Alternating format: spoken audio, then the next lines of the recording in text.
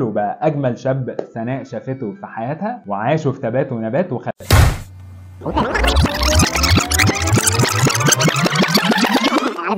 كلام العامل نزل على سناء زي الصاعقه، كانها نسيت ريكي وعدها ليه بانها تتجوزه. اكتشفت انها يوم ما قابلت ريكي كان من سنه لا يوم، ومره واحده لقت عريسنا ريكي ابو قصه قدامها.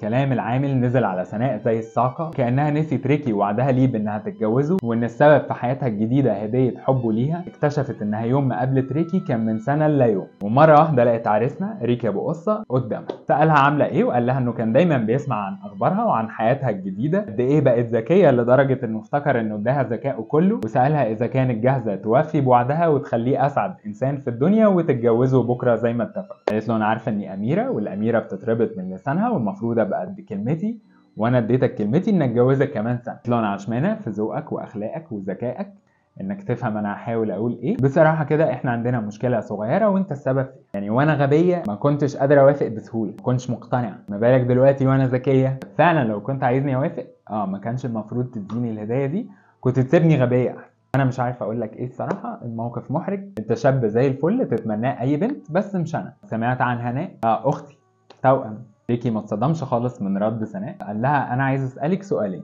اول سؤال، هل عشان انا ذوق واخلاق المفروض اضحي بسعادتي، في حين ان انا لو كنت قليل الذوق او ما عنديش اخلاق ما كانش هيبقى قدامك حل غير انك توفي بوعدك وتتجوزيني؟ هل المفروض اعيش في حزن واخسر الانسانه اللي بحبها عشان انا ذوق واخلاق؟ لو ده يرضيكي براحتك، مش هقول لك حاجه. وانا فاهم قصده، بس هي قالت لا، بعيدا عن كل حاجه لا، يعني لا.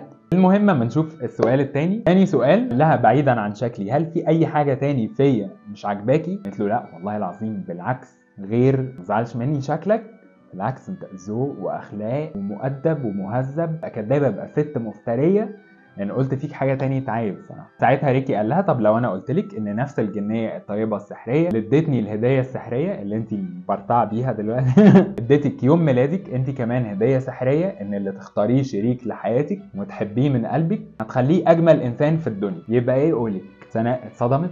امها عمرها ما حكت لها على موضوع الهديه السحريه ده، وانا ما اعرفش هو عرف منين. الواد ده عرف منين انا ما اعرفش. قالت له لو ده بجد، عارف لو عندك حق والله العظيم نجوزك دلوقتي مش بكره. موافقه طبعا. وهي خلصت الكلام من هنا، وريكي اتحول بقى اجمل شاب سناء شافته في حياتها. جريت بسرعه راحت تزف النبأ السعيد لابوها. الملك اتبسط جدا من كلام سناء، قال لها ريكي ابو قصه عارفه طبعا، شاب زي الفل، الناس كلها بتحكي وتتحاكى بذوقه واخلاقه. موافق طبعا من غير ما اشوفه لو الحكايات اللي بيقولوها صح مش هيشوف. انت شفتيهم موافقه تمام انا موافق.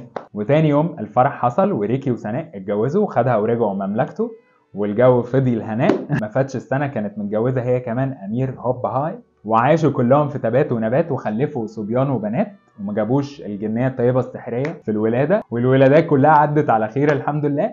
وتوته توته المره دي فعلا خلصت الحدوته. اشوفكم في قصه جديده وحلقه جديده بكره. باي.